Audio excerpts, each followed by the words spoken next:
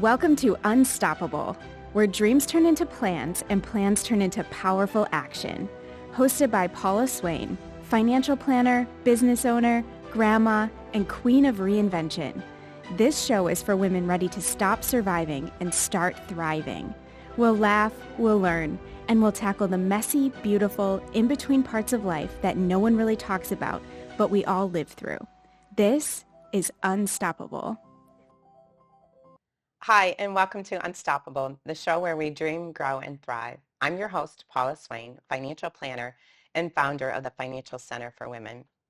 Today, we're going to be talking about something that feels big, emotional, and sometimes even overwhelming. It's called home ownership. Whether you're buying your very first home or navigating a post-divorce fresh start, knowing your options can make all the difference. To help us sort through it, I'm joined by Marc Edelstein, mortgage broker with Ross Mortgage. Marc has many, many years of experience. I just aged you quite a bit there in that statement. And helping people with their mortgage process to avoid costly mistakes and enter into the next chapter of their life with confidence. Marc is also a really good friend of mine and my personal mortgage broker. So I welcome you. Thank you, Paula. It's great to be here. Yeah, it's great to have you. Yeah. Okay, so let's get into the details. Right. So what should every woman know when she's buying a home? You know, whether it's their first or if they're going through the divorce process. Yeah. So, I mean, it all starts with credit, right? So you got to know what's on your credit report. You got to know what makes up a good credit profile and put yourself in the best position credit-wise to qualify for that mortgage. One, that's for sure the most important thing is credit. Two, buying a home, being a homeowner, like maintenance, upkeep, it's a real thing. Right. Oh yeah, because when I bought my house, as soon as what was it, a couple months into it, my hot water tank went, and then something else went. Then you had a bunch of work done. And I had a bunch of work done. Make it the way you wanted it, right? And it's not even done yet. I got more work to do. Right. So that's a real thing. You know, sinks will clog, an appliance will go out, a furnace will go out. You know, who knows what might happen. So that's a real thing, and you need to be prepared for that, right? And lots of times as women, I know for myself, I won't put everybody in that same category as myself. I don't know a lot. Like when I was married, my husband took care of all those things. Mm-hmm. But now that I'm single, if something goes wrong, I have to call someone to come help me, try to figure it out on my own. And it's difficult. So you got to even factor that into the cost of ownership. Do you need someone to help you? Correct. I mean, price of a handyman is not what it used to be. That's for sure. It's not a case of beer anymore. No, definitely not. Darn. Yeah. But yeah, the cost of the actual expense of who's doing the labor, right, for sure is a big factor. So what else do I need to know that I'm going to be buying my home? Just know your numbers, right? You know what you can afford. Know what your numbers are going to look like if you make an offer on a particular house. What are my closing costs going to be? What are my payments going to be? How much money do I need to come to closing? How do we come up with those numbers? You know, this conversation you have with your lender, and know those numbers. If you have a really good handle on your credit, you understand what being a homeowner is. I mean, all the great things about being a homeowner, being able to put your own flair into the home, make it your own. You lay down some roots, right? You build some equity, and right? That's all wonderful, but we do know things do go wrong. Yeah, sure they go wrong. Okay, so I know my credit score, I know my numbers, but I know there's an importance of when you're starting to look for that home, either your first or your second, you need to get pre-approved, or what's the other word? Pre-qualified, but you want to be pre-approved. You definitely want to be pre-approved. Pre-qualification, you have a conversation with a mortgage lender. They ask you some questions about your income, some of your debts, do some math, on a notepad and say, yeah, I think you would qualify for this. Pre-approval is I filled out an application. We've had the credit pull. I've supplied supporting documents to support my income, my assets, and all of that has been underwritten and reviewed by an underwriter. That's a true pre-approval. So you will know exactly what you can afford, what you're going to qualify for. Correct. And then the next step after that is just to find the home. All the credit, the income, the assets have all been reviewed, cleared by an underwriter, just waiting for the home. Now, I'm the seller, and so you're putting in an offer in on that home. And if I have somebody that's pre-qualified or somebody that's pre-approved, I'm likely going to look at the one that's pre-approved Without a before I doubt. look at the pre-qualified. For sure. And if you have a good realtor, they know that. For sure they know. And they'll make sure that you get pre-approved. Yeah. Pre-qualified is just a simple conversation. Hey, how much can I qualify for? I make this amount of money and I have this much in debt. Okay, we're going to switch subjects to one that I think um, it's hard for a lot of women who are, considering getting a divorce. And they have to make that decision. Do I want to keep the home? Do I want to sell it? Do I want to keep it for a little while and sell it? What if I have to remortgage? What if I have a refinance, not remortgage, refinance? If I sell it, what am I going to walk away from? And then will I qualify for another mortgage? And you're a divorce mortgage specialist. I'm a certified divorce lending professional, CDLP. Okay. So I can answer all of those questions you just asked. But the first question is, what is the motivation for whatever you're going to do? What are those longer term housing goals? It's comfortable to keep the marital home because it's easy. You don't have to move. Right, but that is easier, correct? And there's a lot of emotions, especially if you have children, possibly changing schools. But that's, as a financial planner, I'm putting my financial planner hat on. Yeah. That's not always the best No, choice. for sure it's not always the best. But that's the initial conversation that we start with, right? Is would you like to keep the home? Would you like to sell the home? I mean, there's only a couple of ways you can divide a house. Either you're purchasing the equity position of the departing spouse, or the home is getting sold and you're splitting the proceeds, right? That's the only way to do this. So you have to decide which track are you going to go down? What are your options for both purchase and equity buyout? And then what makes the most financial sense? How long do you intend on staying in the home? Are you staying in the home just until the kids finish high school? And that might be 2-3 years. Maybe refinancing is not the best idea, but coming up with some other arrangement, because you're really not keeping the house for very long. 2-3 years is relatively short term. Mm-hmm. Maybe there's some other arrangement, especially with interest rates being elevated these days. Are they gone down yet? Yeah, I'm at 7. No. No, not even? I can't refinance slightly, that? No. How much sooner or longer? Who knows? If We had a crystal ball. I know, but I get to save so much money when I get to refinance. You Okay. have to be patient. You know me. Patience is not my virtue. No. Okay, so let's talk about, though.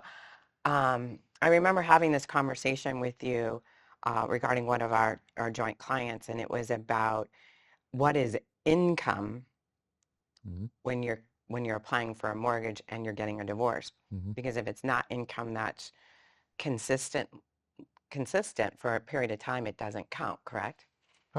Yes. So it all depends on what type of income it is. If you're referring to support income like alimony or child support, yeah, there are a number of months it has to be received and a number of months it's going to have to continue in order for it to be qualified. But if you're working at a job and you're earning a wage, a salary, a commission, or you're self-employed, that's separate. Okay, but let's go back to what you just said with the alimony and child support. What is it, like 6 months? Well, as short as 3 months. Okay. For receiving it must continue for at least 3 years after closing of your new mortgage. Okay, so you're saying that I have to, in order to even be able to have that, let's say I'm a stay-at-home mom and I'm Mhm. receiving alimony and child support. Mhm. And yes, I might have to go to work, but Mhm. I don't have work history. So I want to refinance. Mhm. I'd have to wait 3 months to show that consistent income coming in before I could even do that. Before you could close on your refinance. Okay. You could start the process before then, but before you could close, you'd have to have 3 months of receipt. 3 months of receipt is for FHA financing. 6 months of receipt for conventional financing. Conventional financing is what most mortgages are. You are aware of that as well, right? Mm-hmm. So most people would prefer conventional financing, but it depends on the timelines, what's been agreed to, how soon it has to happen, whether or not we can wait the full 6 months. So when you work with someone that's, considering or going through a divorce, how do you help them? I know it's maybe a difficult question for you to answer, but how do you help them, not just with the numbers, but even just, with the emotions going behind that? You got to be a good listener, and you just listen and listen and listen. You pick up a lot of cues, um, and have empathy. Right, these people are going through a very difficult time. The family is being restructured. It's not easy, right? So you just need to come from a position of being empathetic, compassionate, be a good listener, and craft, a plan and show them options that fit what they're telling you, right? If you're just putting together plans that you think is good are good for them, unless you and them are on the same page, they're not getting what they need out of you, right? So you have to listen and listen to what they want to do and put together plans tailored to that. I imagine sometimes you have to have some tough conversations. Yeah, but it's easy because the numbers don't lie. And so, sure, sometimes it takes having a conversation with me and seeing these numbers for it to be actualized that, hey, this is either A, definitely not possible for me, and I have to think of something else, or, hey, this is reasonable. I could surely do this. So do you have the conversation with um, them before they even go through the process of saying, hey, I'm thinking about getting a divorce and I want to look at all my options? Or do you rather have the conversation as they're going through the process? Early conversations are always great, but a lot of times people don't get to me or even know that I exist until Well, after we're they're making going, you a TV star now, right, sure, so they're gonna know you exist. right, yeah, all over Waterford, Yeah. yeah. So most of the people that I work with have either been referred to me by their attorney, by a mediator, or somehow they found me online just through some content that I create around the subject. Well, you took really good care of me when I was going through the mortgage process, and I'm sure I was a little pain in Yeah. the butt at sometimes, but it was easy to, I mean, we knew all along the way, and you came up with ideas too that um, what we originally started with was really not what we ended up doing. Remember you were going to buy the house and put a second story on it or something like Oh that? yeah, We I'm not started doing it that as a anymore. renovation, I'm a not doing that giant anymore. renovation. I'm not doing that anymore. I learned my lesson. Hey, But that's how it all started. yeah, yeah. But then we ended up, yeah, we were going to write the home improvements into the Yeah, mortgage. yeah, And then we decided not to do that. yeah, Though, so there are definitely different options for sure. for Tons of sure. options. Yeah. Yeah. Okay. So if somebody wants to reach out to you, how do they get a hold of you? So my office is in Clarkston, right just north of downtown. I am easily found online. My website is thatmortgagebanker.com, or you can find me on Ross Mortgage's corporate website. Do I give out emails and phone numbers? Sure. Sweet. Phone number 248-379-6749. Is that your personal cell Yeah, phone? that's my personal cell phone. The office number, it gets routed to my cell phone as well. So if you find the office number online, it's all going to end up on my cell phone. Email address is my first initial last name at rossmortgage.com. So thank you for You're being my welcome, guest. Paula. Any last minute advice? Um, Last minute advice. In the context of mortgage and divorce, for sure, know your options. Get in touch with a CDLP, preferably a CDLP. A CDLP is much, much, much different mortgage lender than your standard mortgage lender. The amount of training and continuing education that we go through just really separates us from the traditional mortgage lender. So I would definitely get in touch with a certified divorce lending professional, engage with them, and they will take care of you straight through from beginning to end. Okay, Mark. So when women are leaving a relationship and they Mhm. have to try to figure out how much they can actually afford, how do you go about that process of determining how much they can afford for that mortgage payment? Yeah, it's the prequal, right? So it's just the same process as the prequal, right? We're just going to do some simple math. So the math works like this. You take your gross income, whatever it may be, divided by 2. Follow me? Mhm. That half of your gross income is what we can use to qualify you for the new mortgage, plus the minimum payments of the other items that will appear on a credit report. Half? I thought it was like a 28-36 ratio. It's changed? No, so it's really like 30-45, but you could get approvals all the way up to 50%.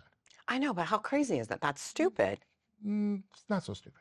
Why wouldn't it be stupid? Well, I mean, when you think about 50% of think about your, what home prices are now. but Like, if you 50% of your monthly income was going just in your mortgage? it's not, no, no, no, no, no. Oh, okay. It's the mortgage plus the minimum payments of the other things on the credit report. Student loans, car payments, installment loans, credit card payments, Okay. all that in that. What's not part of the 50% is auto insurance, entertainment, food, utilities, Saving cable. in your retirement plan, emergency fund money. None of that is part of any I qualification know, for but it mortgage. should be. I know. Nobody would qualify for home prices would have to drop drastically for people to still be able to qualify I if we know. were including all that other stuff. So you take your gross monthly income divided by 2. That's the number. We're just doing simple math. Hmm. So let's say you make $4,000 a year. I mean a month. Half of that's 2. So you have $2,000. If we don't want your housing payment to be any more than 30% of your gross monthly income in total, if you make $4,000 a year, keep on saying a year, a month, that's $1,200 for the housing. Make sense? Hmm. So $1,200 leaves you $800 left over For everything else. for everything else. Well, that's not a lot. I mean, That's, but that's the math. yeah, that's the math. Yeah, so when you're thinking about if you're buying a home or even going through the divorce process, it's having that conversation in the beginning to make sure that you know what your financial situation is going to look like going forward, because Yeah, you yeah, may be really surprised when you sit down and look at the numbers. correct. And if you don't have any debt, you would naturally think, well, if I don't have that car payment or I don't have student loans, I can have more on my mortgage. That's not necessarily the best thing because now your housing percentage of your income is going up, which is never a good thing, even though you don't have any additional credit that's being factored in. Right. And your mortgage payment does go up. I mean, not the payment itself. The principal and interest is locked in, Yeah. but your taxes and your homeowner's insurance is typically going to go up every year. Yeah, So you've got to factor that in too. correct. And most people don't realize that the taxes they use the first year is not what your taxes are going to look like the second year. That's right. I know we just had this conversation. Yeah, yeah. And that's because the taxes that were used to establish that payment were the seller's taxes. Now that you're the new owner, you've turned in your documents to the township to say that you're the new owner. They're going to adjust the taxable value based off of what you purchased it for. Hey, I got a question for you, and I've never asked you this question before, but do you do you have the discussion about do I get a 10-year, 15, or a 30-year loan, or is that just kind of dictated based on what somebody qualifies for Um, or what their goals are? I mean, how do you, it is goal oriented, but there's not a whole lot difference between 30-year, 15, 20-year, 10-year interest rates anymore. That spread has really, really, really narrowed. So the default is 30-year because that's where you're going to get the best interest rate pricing and accelerate payments if you really want to pay it off in 20 years or pay it off in 15 years. And if we get back to a normal interest rate market where that spread comes back, then refinancing from a 30-year to a 20-year or a 20-year to a 15-year or a 30-year to a 15-year might be worthwhile, but we need to get back to like a normal interest rate spread that just doesn't exist today. let's talk about PMI for a second. Okay. If you go back to, I go back to the first home I owned and not having 20% down, I had to pay PMI. And it was like a big deal, like, oh my God, you're paying PMI. But today doesn't seem to be that much of a big deal. Well, it's a big deal because you get nothing from it, right? It's just a premium that you have to pay for the benefit of not putting 20% down, right? So there's no value in it other than not having to put 20% down, right? PMI, conventional PMI, is heavily, heavily, heavily based off of credit score and the percentage you're putting down, right? So the stronger your credit score, the more you put down. If you can't do 20, you do 15 or 10. The PMI isn't terrible. It really isn't in the big scope of things. Plus, you could always request that it be analyzed to be removed after a period of time, and maybe that gets removed and goes away. But Well, doesn't it automatically go away when you hit 20%? no, it No, it automatically no. It automatically goes away when the balance of your mortgage reaches 78% of the original purchase price. So it doesn't.